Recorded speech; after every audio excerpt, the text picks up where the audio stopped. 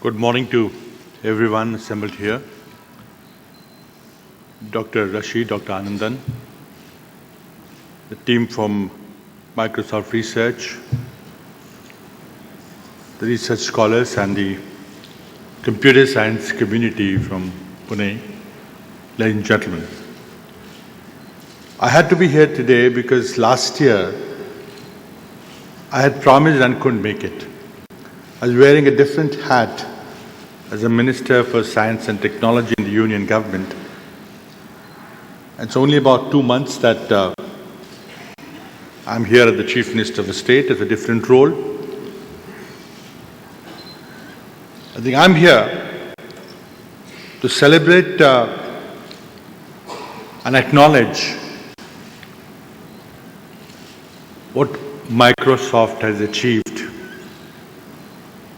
A company which was virtually born before our eyes.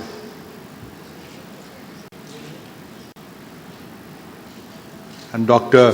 Mashelkar talked about computers with a memory of 32 kilobytes.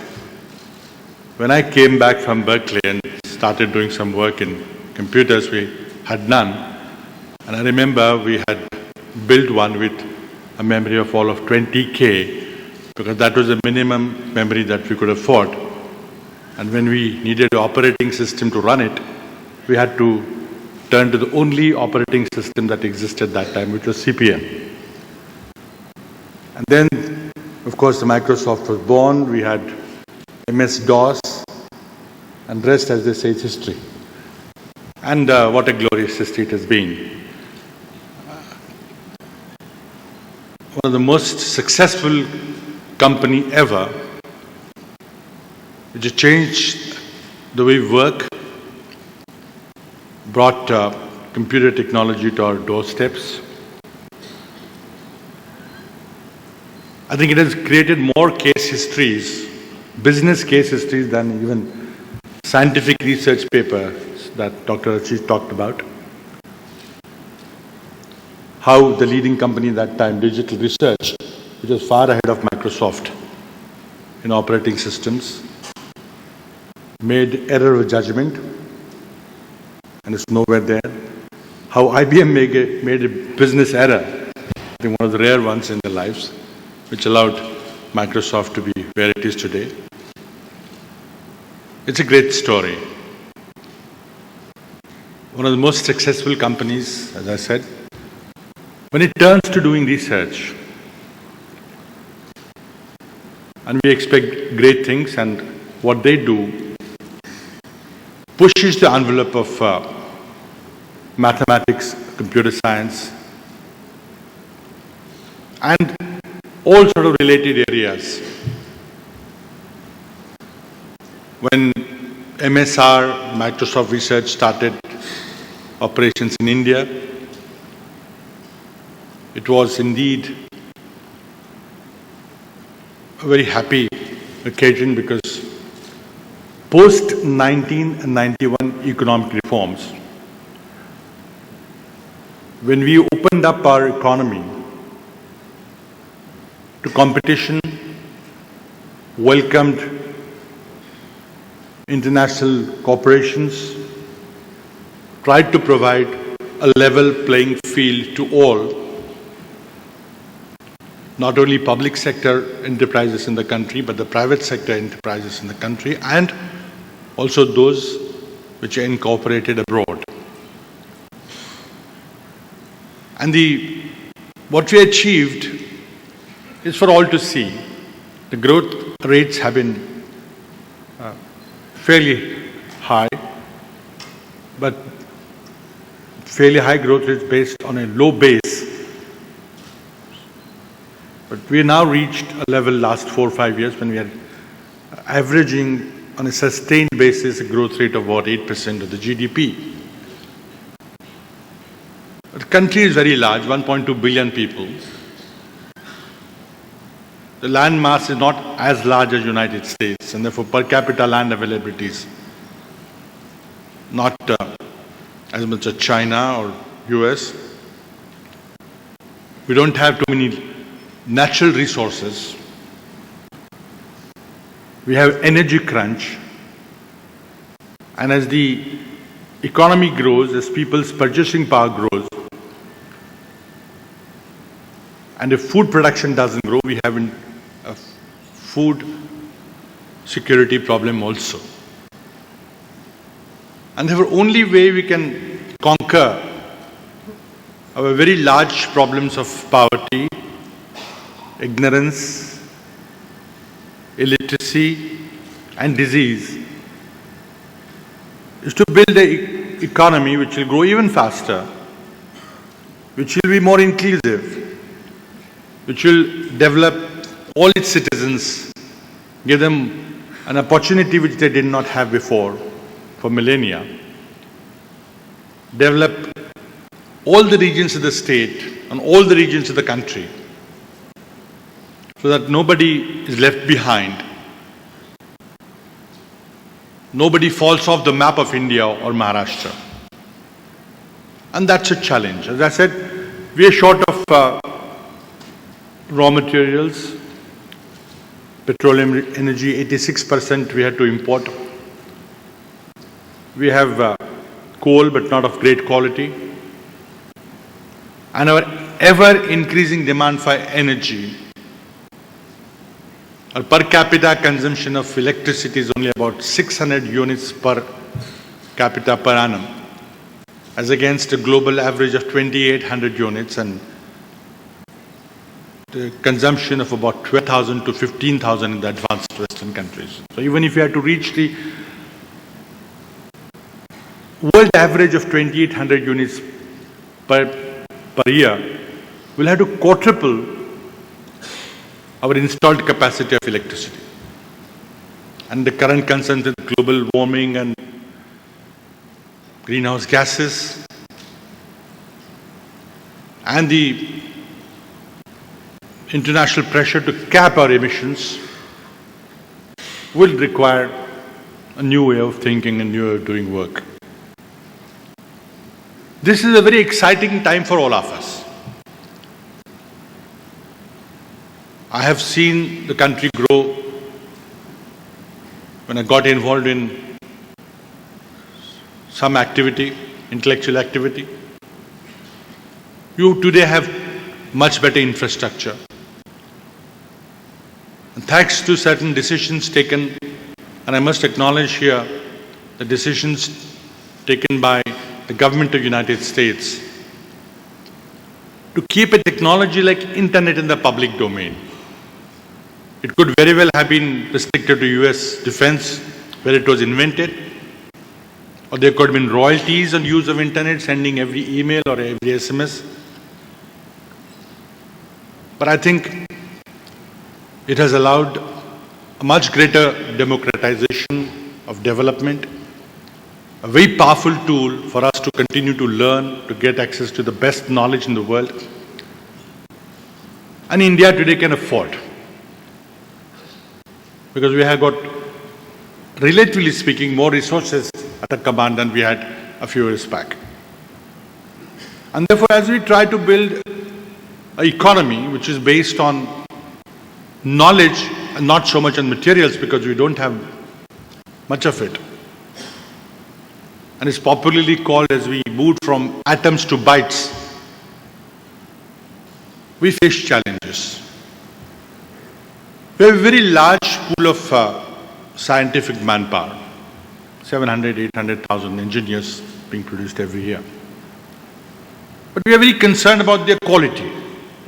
How many of them are truly of internationally great quality? In computer science, we worry about the number of PhDs, because it goes against economic logic for somebody to spend 4 years doing undergraduate work and maybe another 2 years doing a master's degree. And then if we ask them to work for another 4 or 5 years to do a PhD, it doesn't make too much of economic sense. And that's why we have only 30, 35, 40 PhDs in computer science every year.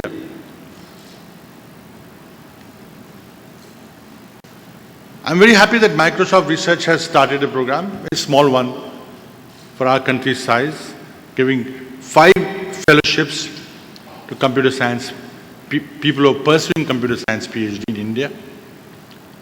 We at the government level are also trying to make a change in the quality of our output. In absolute numbers, the number of institutions, the number of world-class universities that Government of India is sponsoring are increasing. We've got about 8 new IITs coming up. We've got new Indian Institute of Sciences coming up, and the Indian Institute of what you call ISERS, Indian Institute of Science, Education, Research, very odd acronym called ISER. And I would like to tell my friends from US that ISER will now become a global brand much faster than IITs became a global brand. But we are concerned about our leadership in mathematics and computer science. India once upon enjoyed a reputation of a leading thought center.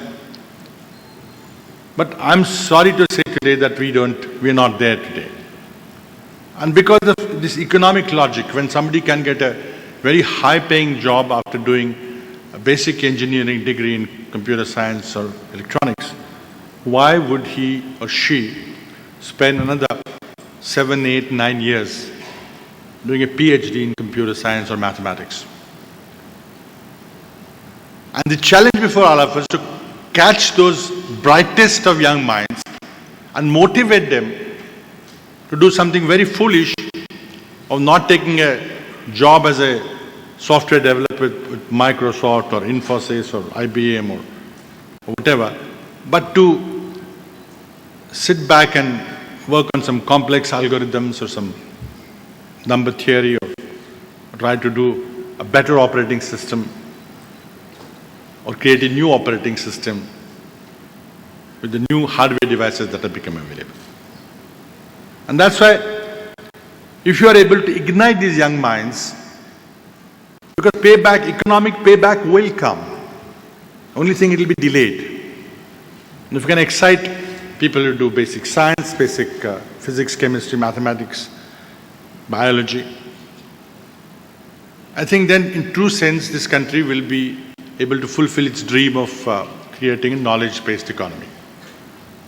Government of India has taken some steps, a very ambitious $1 billion scholarship program which catches top 1% merit holders in the board examination, a number about 250,000 every year in the country. Even if 20% of them agree to do basic science and mathematics, they are supported with liberal scholarships right up to the time they do their master's, PhD, and even postdoc work up to the age 32. They're given appointments. The young children are mentored in the national labs. There are about almost 1,200 national labs are there. And of course, if private sector wants to join the program, we'll welcome them to mentor these young children through their endeavor of doing basic research. As the Chief Minister of Maharashtra, I must say a few things about what the state is doing. State today is at number 3 in exports of software.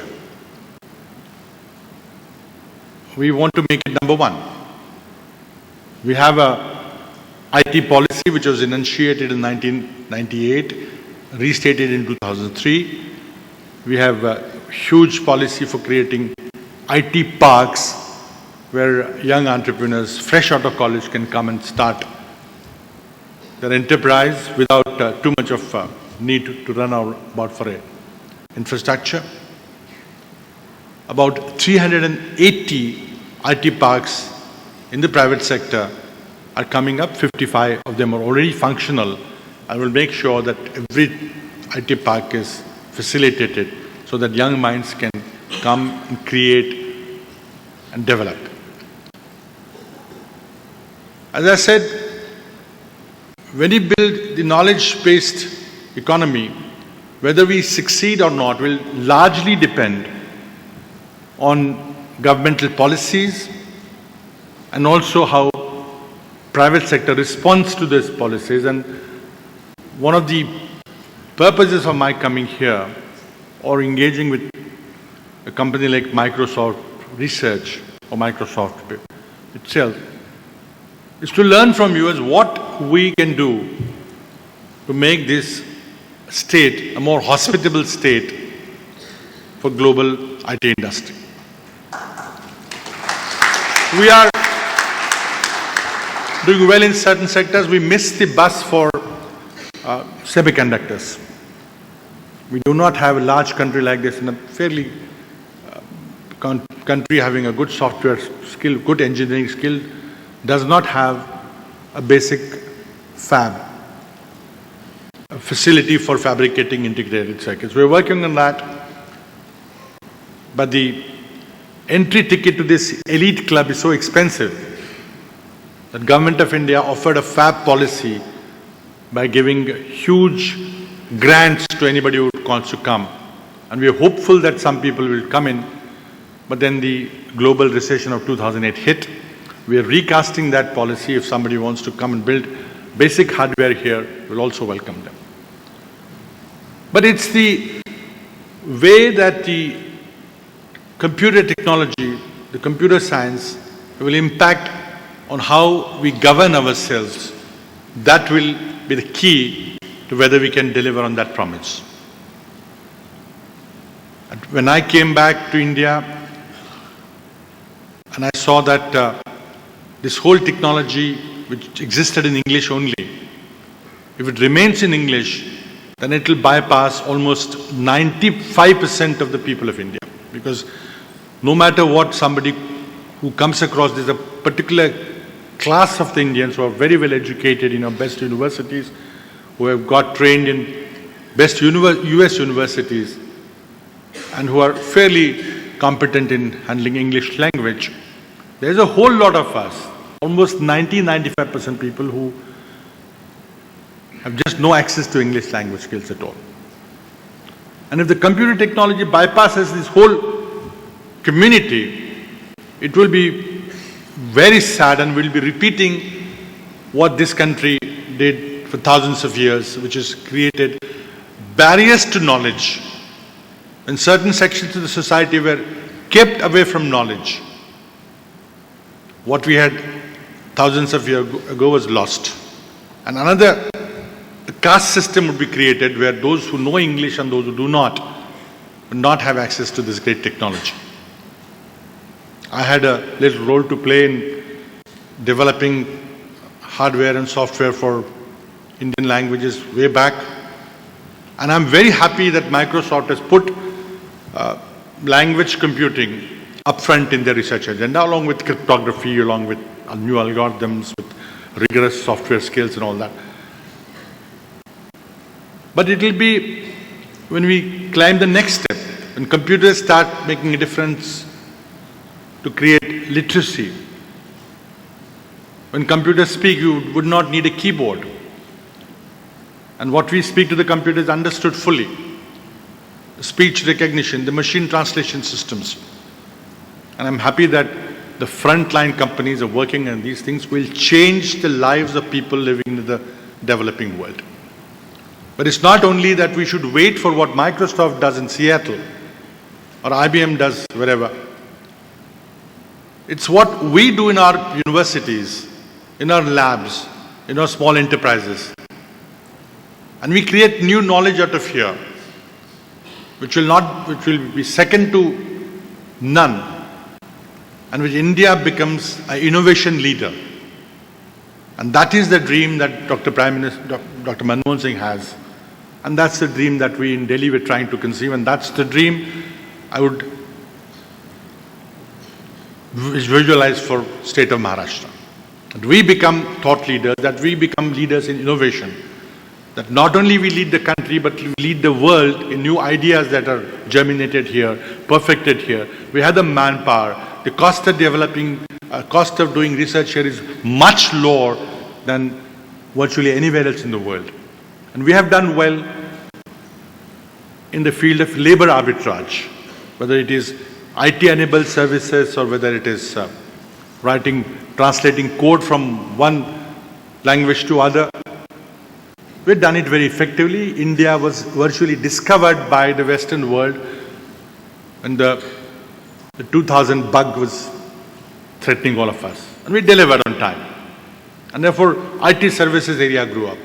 But can you now become world leaders in creating new knowledge in the fields of mathematics and computer science, the new computing that is required if you really want to change the world, if you want to eliminate poverty, eliminate ignorance, disease, illiteracy, will require these two. There's a huge promise of making a difference with new broadband technologies coming up, 3G, 4G, whether it's a field of telemedicine, whether it's a field of using computers for literacy, functional literacy, whether it's in the area of breaching the frontiers of knowledge and finding new medicines to our diseases, which not too many the developed world companies look at our diseases. Can we all do that? I think, as I said, it's a very exciting time for us. We have the tool, there is a willing government, and with the right governmental policies and the environment to do creative work here in India, and a facility with which the international companies can come and work here. I think this is, I'm very hopeful that we're looking for a new tomorrow, which will be different than what we had in the past few years.